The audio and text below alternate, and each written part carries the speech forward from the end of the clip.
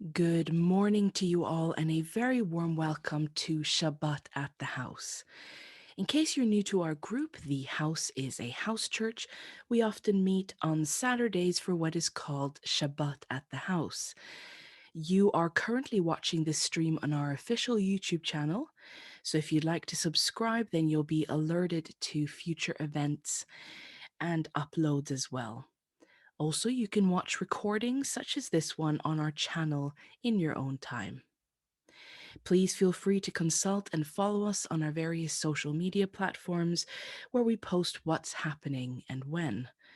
The house is a nonprofit, so if you'd like to help us keep doing what we're doing, then you can become a patron by visiting our Patreon, the website of which is on the screen.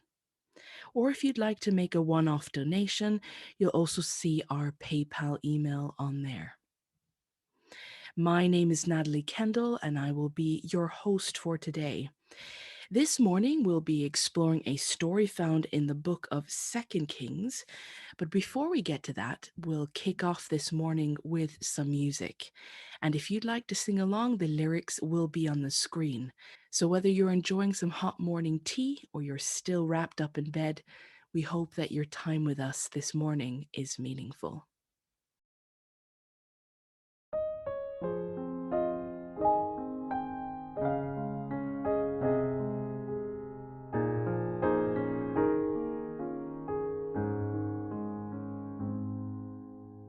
On this Sabbath day, we take the time to persist from our own works and recall the day God rested from all the beauty He had made, and we ask that His restoring power recreates His life inside of us, for by remembering we rest on this holy day.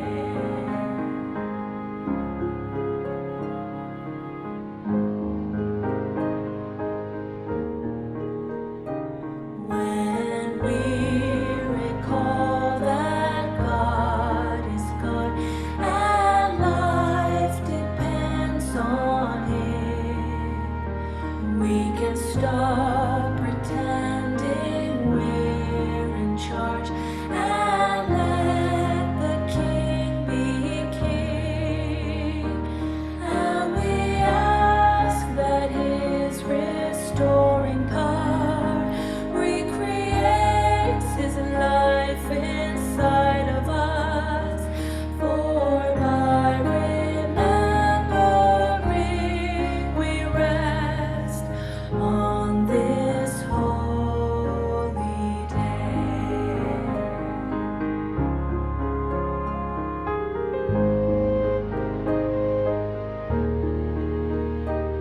It is more than just a cease from toil or a passive pause of work, for we find true rest when we recall that we have a Creator,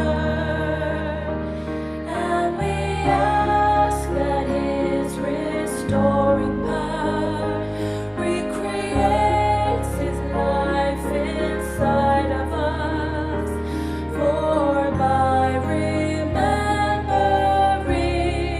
we rest on this holy day.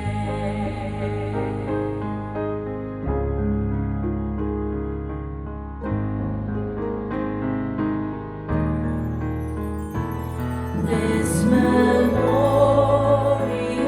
to His good work now invites us to partake. All humanity is welcomed in to the blessings of this day, and we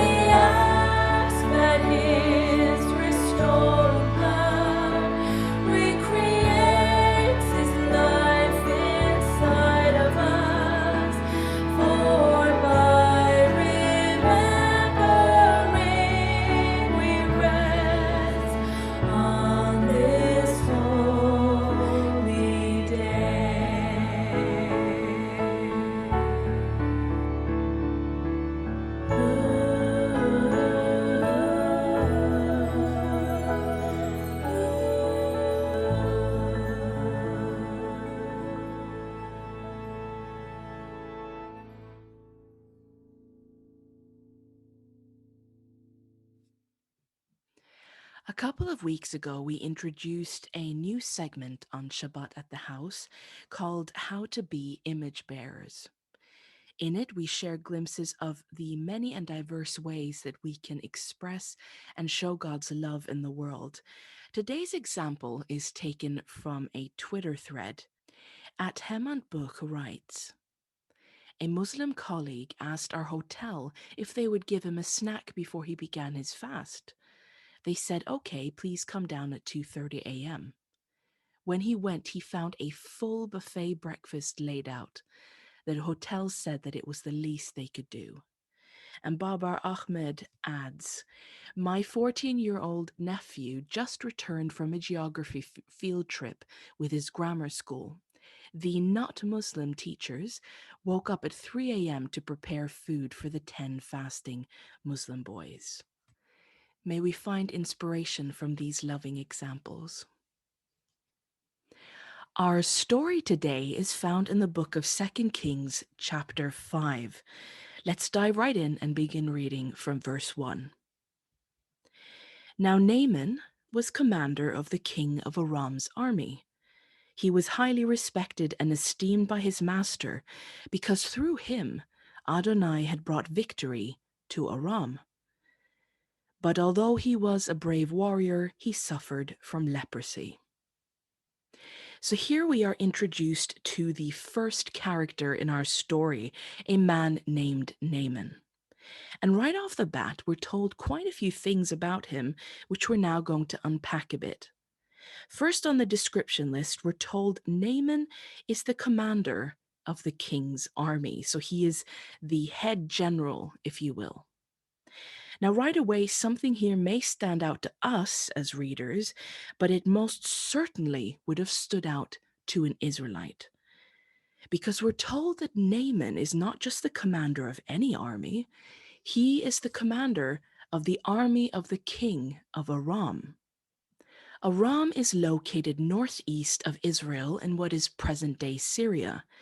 And in those days, the Arameans were bitter enemies of the Israelites. So when an Israelite hears this story, and it begins by describing a man who is the leader of the Aramean army, the army that fights against Israel, as highly esteemed and respected, this would jump off the page.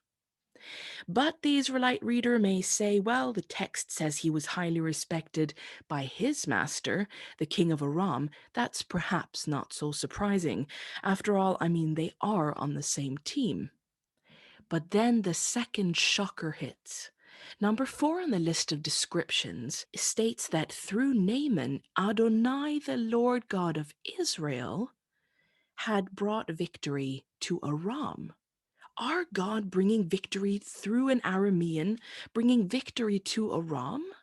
And then comes the 5th description. On top of it all, the text goes on to describe that Naaman is a brave warrior. Now that's quite a list of praise, of honorable words used to describe a Gentile, an enemy, and a heathen.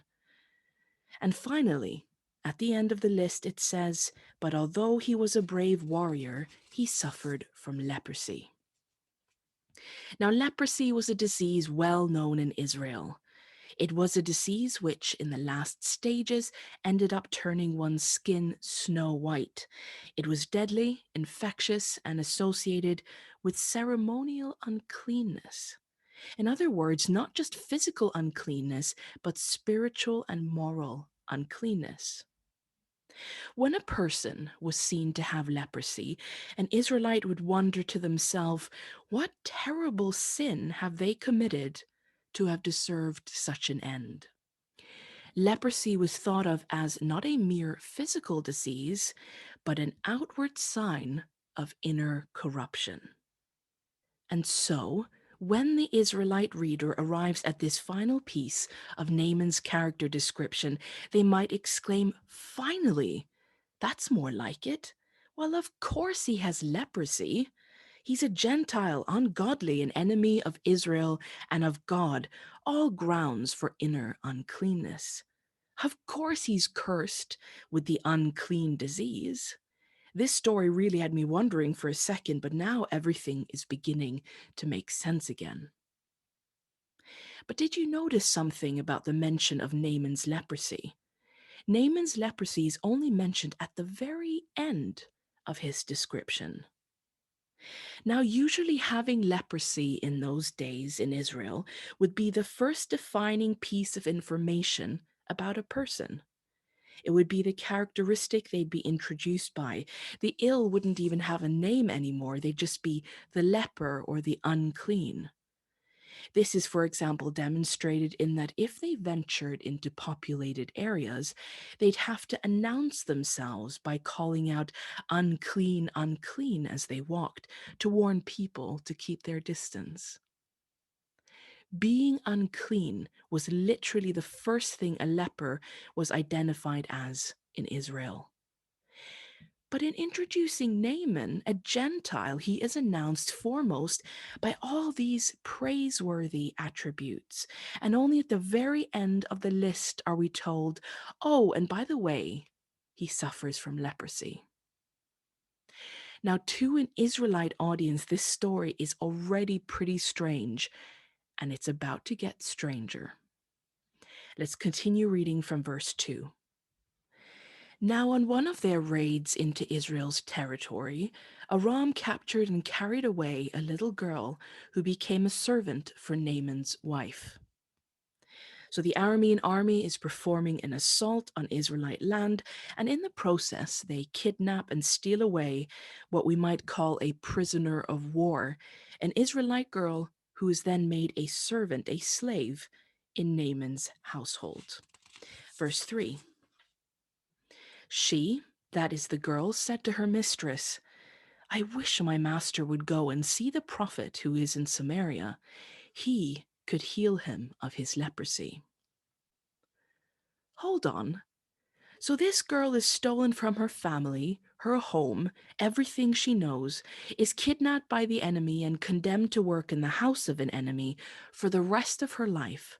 And here she's showing concern and care for her oppressor, the leader of the very army that captured her, and goes so far as to wish that Naaman would see an Israelite prophet who could heal him of his leprosy. This servant is giving something undeserved, giving them something for free. Verse 4. Naaman went to his master, that is, the king, and told him what the girl from Israel had said. By all means go, the king of Aram replied. I will send a letter to the king of Israel. So Naaman left, taking with him 10 talents of silver, 6,000 shekels of gold, and 10 sets of clothing.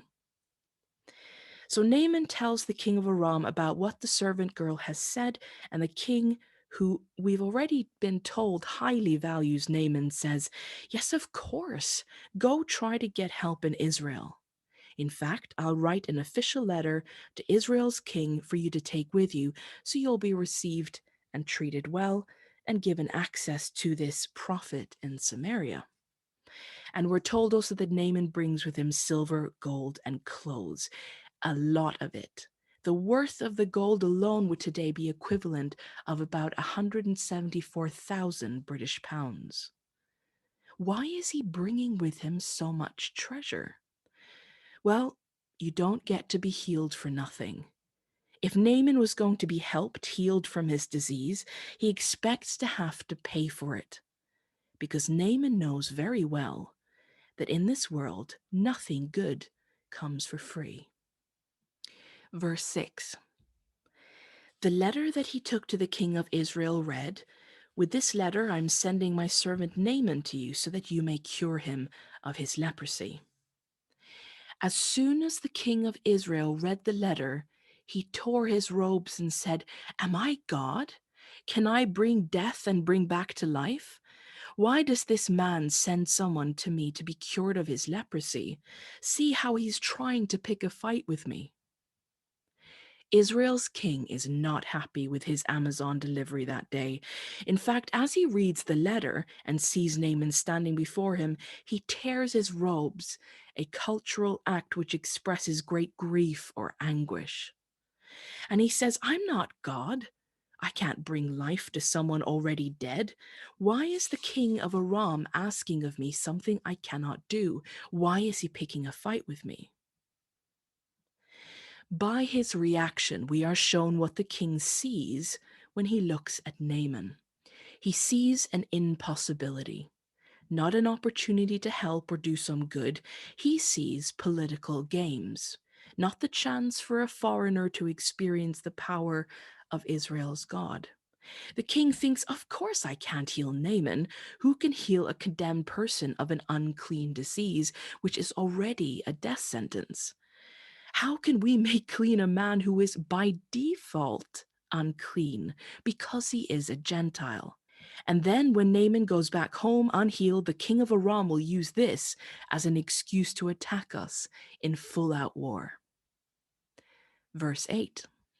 When Elisha, the man of God, heard that the king of Israel had torn his robes, he sent him this message: Why have you torn your robes? Have the man come to me, and he will know that there is a prophet in Israel. Here we meet a new character in the story, a man named Elisha. Now, if you remember a few weeks ago at Shabbat at the house, we looked at the story of Elijah, the prophet in the Museum of Horeb story. And you might recall that God, in response to Elijah's exhaustion, tells him that he has to go and choose a man called Elisha to be his successor, to be the one to take over for him as prophet in Israel. Well, this is Elijah's successor, a man named Elisha, and this is the prophet in Samaria, which the Israelite girls spoke of. So, when Elisha hears about the king's reaction to the visitors from Aram, he sends a message to the king because his focus appears to be different from the king of Israel. He says, Why are you upset? This isn't about playing political games. You've missed what this is really about. Send Naaman to me. So Naaman went with his horses and chariots and stopped at the door of Elisha's house. Now, here is a noteworthy detail. In quite a remarkable show of respect, Naaman doesn't enter the house of Elisha. Now, why is this a show of respect? Because Naaman has no doubt become familiar with some of the Israelite ceremonial laws. They stipulate that if a Gentile enters an Israelite's house, then everyone in that household would become unclean. And in this case, in the case of Naaman, who is a leper, he would be considered doubly unclean because of his disease. So even though he is the army's commander back home and has with him a whole host of servants and horsemen and chariots, he stops and waits outside Elisha's house out of respect. Verse 10. Elisha sent a messenger to him who said, Go, wash yourself 7 times in the Jordan, and your skin will be restored, and you will be clean. But Naaman became angry and left, saying, I thought for certain that he would come out personally, that he would stand, call on the name of Adonai his God, and wave his hand over the diseased spot, and cure me of my leprosy.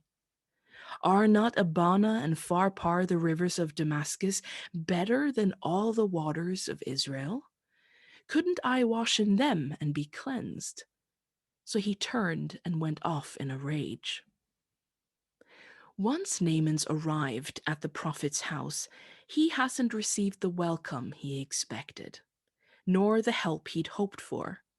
For one, he expected that Elisha himself would come out to meet him, as he said, to wave his hand about a bit, say the magic words, and heal him.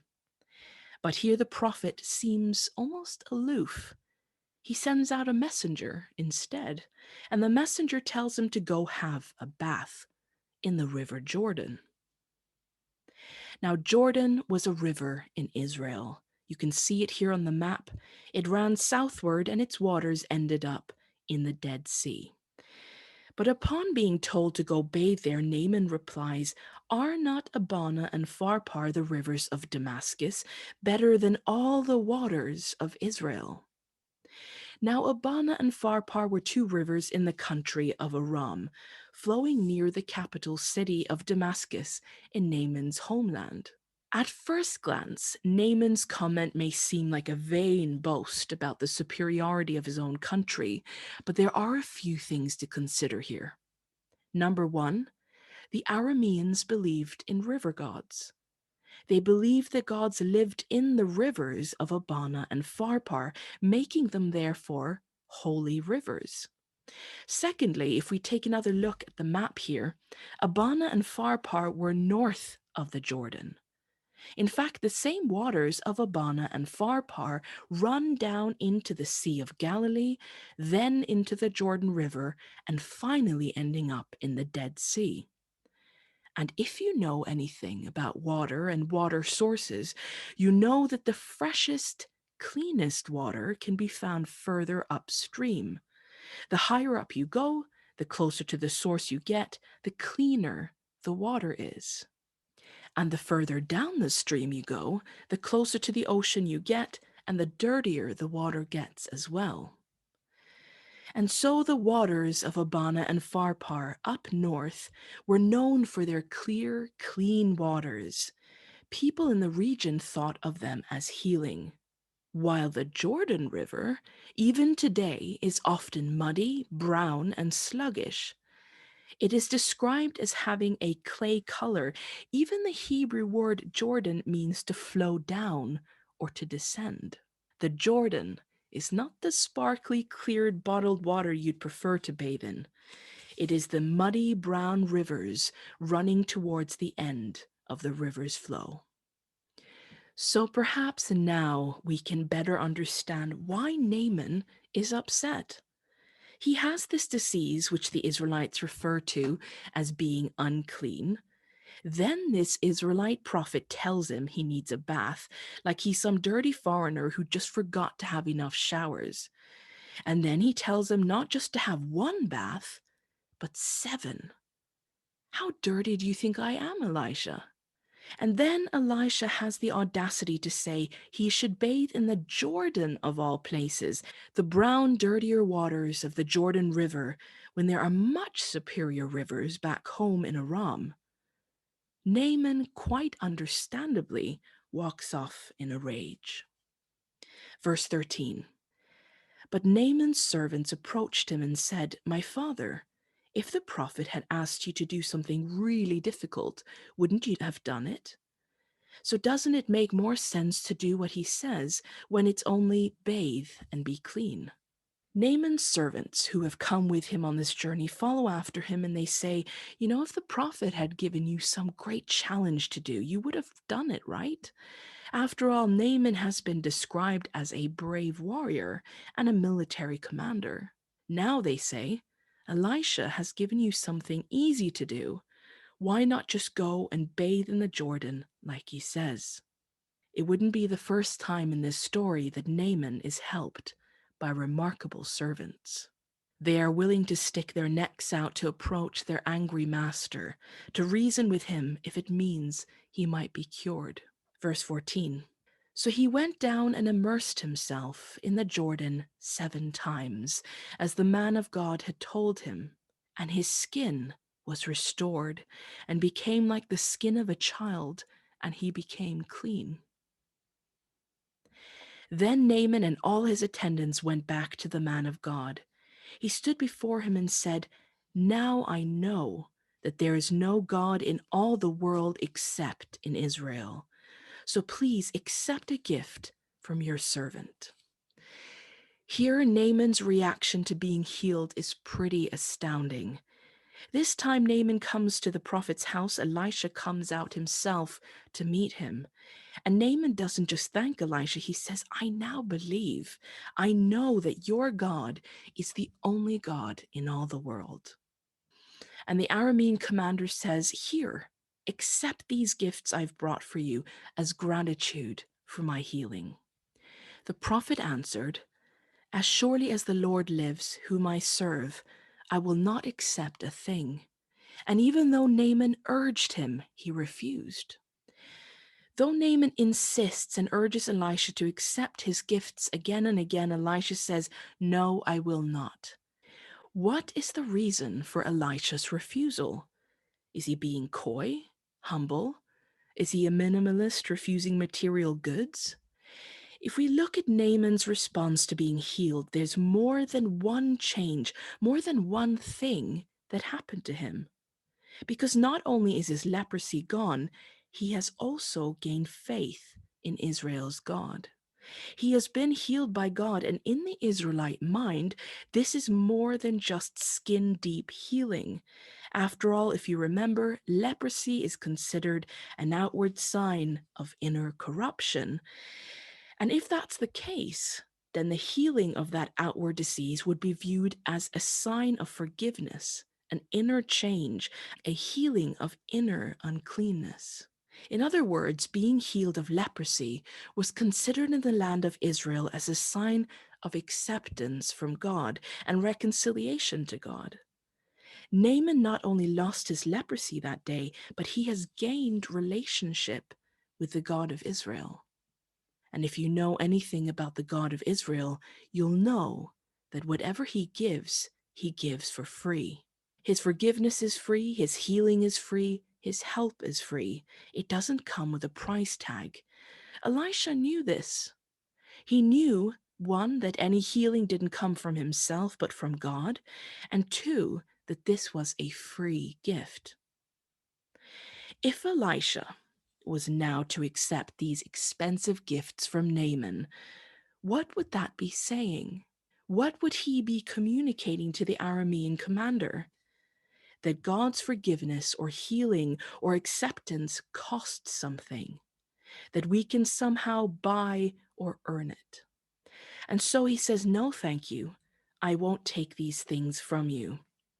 And Naaman replies, "If you will not," said Naaman, "please let me, your servant, be given as much earth as a pair of mules can carry, for your servant will never again make burnt offerings and sacrifice to any other god but the Lord. But may the Lord forgive your servant for this one thing. When my master enters the temple of Rimmon to bow down, and he's leaning on my arm, and I have to bow there also. When I bow down in the temple of Rimmon, may the Lord forgive your servant for this." So Naaman makes two requests of Elisha. Firstly, he asks if he can bring back to Aram with him earth from Israel. Now, this stems from the belief in those days that the land of a city or a country would be seen as belonging to and consecrated to the God the people of that land serve. And so Naaman, having been brought up with this understanding, is expressing the wish to worship the God of Israel when he gets home. But his beliefs stipulate that he cannot worship Yahweh on earth, on the ground sanctified in honor to the Aramean gods. And so he wants to bring back earth from Israel on which he can stand on and worship Yahweh. Secondly, Naaman requests, "Please, I ask that Adonai, the Lord of Israel, forgives me for what I have to do when I get home." Because when Naaman gets home, a part of his service to the king of Aram is to go with the king to the temple of Rimmon. Rimmon was the national god, the head god of the Arameans, and Naaman would be expected to accompany the king to Rimmon's temple, to offer his arm in support to the king and to bow before Rimmon in that temple. Here Naaman is saying, "Please, may God forgive me for this. I don't want to do this. I don't mean it as an act of worship, because I now believe that only Yahweh is God on earth. But I don't know how to get around my royal duties as the army general." Although Naaman's faith has changed, his whole world back home hadn't. Now, some Israelites, upon hearing this, would say, "Well, your leprosy is going to return to you. You may be so-called converted, but when you get home, you won't be living as a good Israelite should. Surely, Naaman, your uncleanness will remain." But Elisha doesn't respond in this way. Instead, he receives Naaman accepts him for the situation he's in, accepts him for where he is on his journey, and God's prophet's response is, "Go in peace," Elisha said. What an interesting story, and one which would be most surprising to a Hebrew audience. God healing a foreigner, healing a Gentile, a sinner, and then making room for him, accepting him, despite not being an Israelite, despite him not living as a perfect Israelite ought to after gaining faith in God. Most Israelites might say, well, you've been forgiven, now you need to change your ways. Can we find this sort of thinking or similar sentiments in our context today? Many Christians might say, you now believe in God. You have been baptized. Well, if you want to keep on being accepted by God, keep on being saved, then you need to start living a clean life. Your life needs to be lived purely. You need to change your ways. Otherwise, your old uncleanness, your old illness will return. But isn't it interesting how in this story, a perfect God is meeting Naaman where he is? God meets Naaman where he is on the journey, on his imperfect journey. He sees Naaman as trying to honor God, to worship him the way that he can. He tries to respond with gratitude, tries to have a relationship. And in response, God meets him where he is. And God's prophet wishes Naaman peace. Well, this extraordinary story isn't over yet. End of verse 19. After Naaman had traveled some distance, Gehazi, the servant of Elisha, the man of God, said to himself, my master was too easy on Naaman, this Aramean, by not accepting from him what he brought. As surely as the Lord lives, I will run after him and get something from him. So Gehazi hurried after Naaman. When Naaman saw him running towards him, he got down from the chariot to meet him. Is everything all right? He asked. Everything is all right, Gehazi answered. My master sent me to say, 2 young men from the company of prophets have just come to me from the hill country of Ephraim. Please give them a talent of silver and 2 sets of clothing. By all means, take 2 talents, said Naaman. He urged Gehazi to accept them and then tied up the 2 talents of silver in 2 bags with 2 sets of clothing. He gave them to 2 of his servants, and they carried them ahead of Gehazi. When Gehazi came to the hill, he took the things from the servants and put them away in the house. He sent the men away, and they left. When he went in and stood before his master, Elisha asked him, Where have you been, Gehazi? Your servant didn't go anywhere, Gehazi answered. But Elisha said to him, Was not my heart with you when the man got down from his chariot to meet you? Is this the time to take money or to accept clothes, or olive groves and vineyards, or flocks and herds, or male and female slaves? Naaman's leprosy will cling to you and to your descendants forever. Then Gehazi went from Elisha's presence, and his skin was leprous, it had become white as snow. The story of Naaman's healing orbits 2 big, important ideas. One is servanthood, 2 is cleanness and uncleanness. Let's first take a look at the first idea, servanthood. Now, throughout this story, we meet different kinds of servants. The little girl, Naaman's servants, Gehazi, and even Elisha being a servant of God. On the one hand, we have servants who give more than is perhaps deserved, who show grace, who show bravery, and who help for free. And on the other hand, we meet a servant who completely misses the point, Gehazi, the servant of Elisha. Gehazi looked at the situation, the healing of Naaman the Aramean, in a different way than his master did. Because Gehazi looked at Naaman and thought, my master went too easy on him. His healing was too cheap, too easy, too painless. I know who Naaman is. He's an enemy. He's a Gentile and a sinner. He has done wrong and he shouldn't get away with a free gift like that. He shouldn't be let off the hook so quickly. I will go get something from him. Now, Gehazi's actions may seem to some readers as unimportant. After all, Naaman clearly had money. He could clearly afford to part with a couple of outfits. It would be no skin off his back. Why would Gehazi accepting a gift, which Naaman already insisted on giving, be such a big deal? Why did Elisha react in the way he did to Gehazi's actions? Well, as we said, Elisha not accepting money or gifts from Naaman delivered an important message to someone just stepping into faith in the God of Israel, a baby in faith, if you will. This important message would color Naaman's experience with Israel's God. And that message was what God gives, he gives for free. God's gifts don't need to be bought, and his kindness has no price. This is proved in a glaringly ironic way in Naaman being asked to bathe in a brown-watered river. This act was to underline, to spell with big letters, it's not your bathing. It's not your actions, the magic in any particular water that is going to heal you, Naaman. Dunking yourself in the Jordan is a symbolic and some may say ridiculous act, an act where you're simply signaling your consent and acceptance of God's free gift. Because unlike what you're used to, some things in this world do really come for free. But Gehazi, by running after Naaman, by accepting in essence payment, he sullied that message. Gehazi clouded that truth. Now, on the other hand, some of us may look at Gehazi with disgust.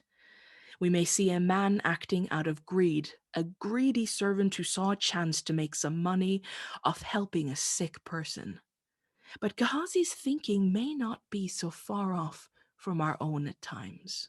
Because if you look at the text, Gehazi's reasoning for going after Naaman wasn't, I want some clothes or I need some money. Verse 20 says, Gehazi said to himself, my master was too easy on Naaman, this Aramean, by not accepting from him what he brought. The root of Gehazi's thinking was Naaman should have to pay something for what he received. Naaman's healing was too cheap. He shouldn't have been helped for nothing. Now, are we sometimes in danger of thinking this as well? Sure, we might talk about God's forgiveness being free. We might talk about his acceptance in sermons or recite that salvation comes because of God's grace and cannot be earned in any way. But when it comes down to actually dealing with real people, people we may not like, people we may disagree with, people we measure on our own righteousness scale, does perhaps the word free begin to wane a little? Is it possible that we too think of some of those around us? They are receiving salvation too cheaply. They are being accepted into the church or into God's kingdom too easily. Sometimes I think there's this phenomenon which happens when a person is baptized. And leading up to their baptism, the message they're given by other believers may be, come as you are. God's forgiveness is always available. His arms are open wide. But at times after that, then there's a switch. A new post-baptism bar is set, if you will, where the baptized person is then expected to begin jumping through hoops. Is perhaps expected to begin to earn their place in that faith community by dressing, eating, speaking in a certain way. And even though the baptized person needs just as much forgiveness and grace and patience post-baptism as they did before, that message of grace can come to be replaced with rigid expectation and bullying status quos, and a message of free salvation is now coming with hidden charges. Yes, salvation is still free, we may say, but read the small writing. You need to do this and this and this and this to continue to earn it, to continue to be a part of it. Or else your leprosy will return to you. Now, this is not to say in any way that being in a relationship with God is a journey without personal responsibility, that things like how we treat others doesn't matter, or that social justice is made trivial. Quite on the contrary. But we can end up making the same mistake which Gehazi did. We can start unrightfully regulating who gets to be healed, who we feel is worth helping, who gets to come close to God.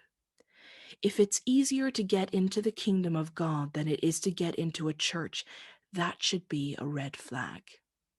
If it's easier to be accepted by the God of the universe than it is to be accepted by those who call themselves Christians, then that should be a red flag, a sign that we have created taxation on a free gift and are adding on hidden costs to a grace that was meant to be free. This can be done so subtly, in between the lines, so covertly that we may even miss that we're doing it. But by doing it, we are being poor messengers. And by doing it, we are also setting ourselves up as a higher authority than God Himself. And here is where we touch on servanthood. Because in this story, the one servant who is policing the free gifts of God is the one who is the bad servant. When it comes to serving God, this is what bad servanthood looks like: guarding a door which God says He's opened free to all, a door which no man can shut. And this is where we discover that these two big ideas in the story of Naaman, servanthood and cleanness and uncleanness, are intrinsically linked. This whole story is about two types of servants: clean and unclean servants. Gehazi saw Naaman as an unclean Gentile, and therefore he concluded that he shouldn't get to receive God's grace for free. But it would seem that God has a different idea, a deeper idea of what true cleanness and uncleanness is. And it doesn't have to do with a bathing or the country you're born in. It's more than skin deep. A servant was meant to represent their master, to carry out their master's wishes and deliver their master's messages. And what does it mean to be a good servant of God in this world? Being a good servant, a clean servant, means representing God's goodness and free grace to this world.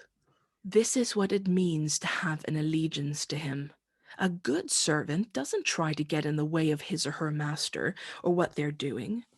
And if God, the master, insists on giving extravagant compassion and healing and salvation, even to those we might consider ineligible for such a gift, well, then who are we to send them a bill or refuse to deliver that message? When we send the message through our actions or words, as Elisha did to Naaman, that God's gifts are truly free and you needn't earn His kindness, then we become good representatives, good servants, and we truly serve God with a clean purpose and an unsullied message. But we do not serve God when we misrepresent His free grace to the people around us. Then we become like Gehazi, who runs after the people God has already sent away in peace, and we contort the message of God. And it is in this misrepresentation that true uncleanness lies. It is here that true inner corruption reveals itself. This is the challenge for us today. For anyone who wishes to share that God is good and kind and there to help, let us not pollute His beautiful message. Let us cast off the urge to become bouncers at a door that was meant to be free to access by anyone who would like to enter it. Let us shed the arrogance of assuming that we serve God well by guarding a gift He gives to everyone, or policing a kingdom which is and will be peopled with those who often are considered by us as dirty or unacceptable. Is Gehazi's uncleanness a corruption that we need forgiveness for today, which we ourselves need healing from? Well, if it is, there's good news, because I happen to know a God who helps for free. We'll now sing Forgive Us for Our Hypocrisy together, and then we'll talk with God after that.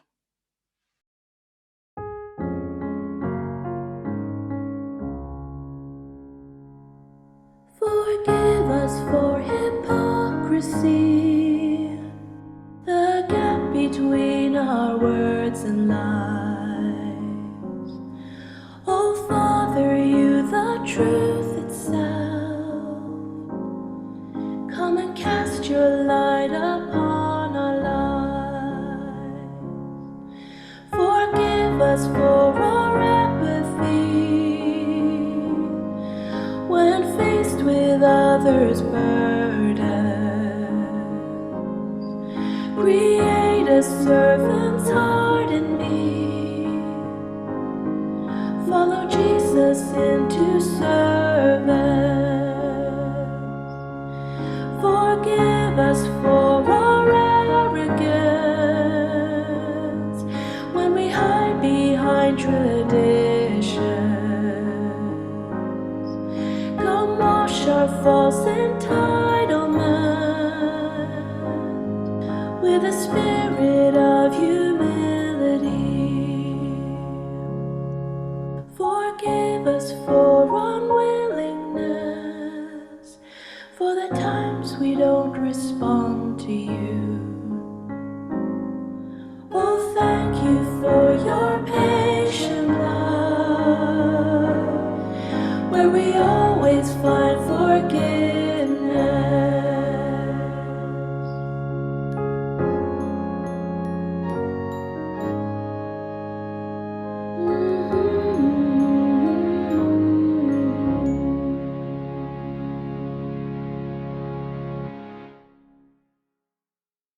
Lord, please forgive us for the times when we have projected our own hoops and wrong expectations on other people, people who you want to give freely to.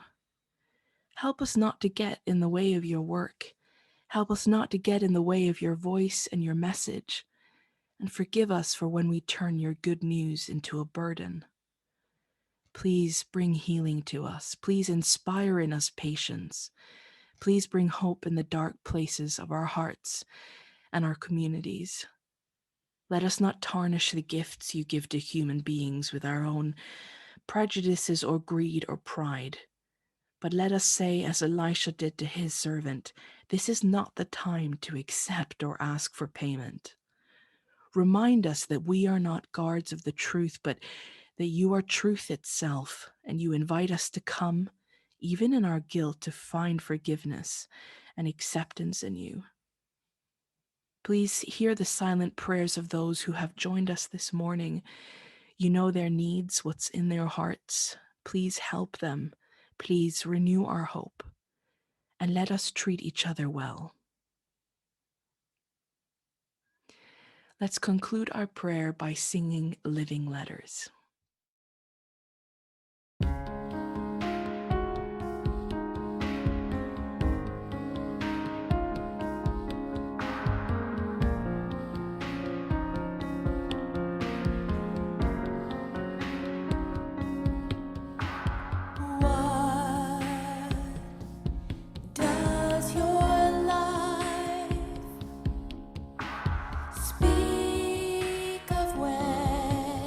They see you, and how does his love play out on your journey? You are the living letters there for others to read. You may be the only Bible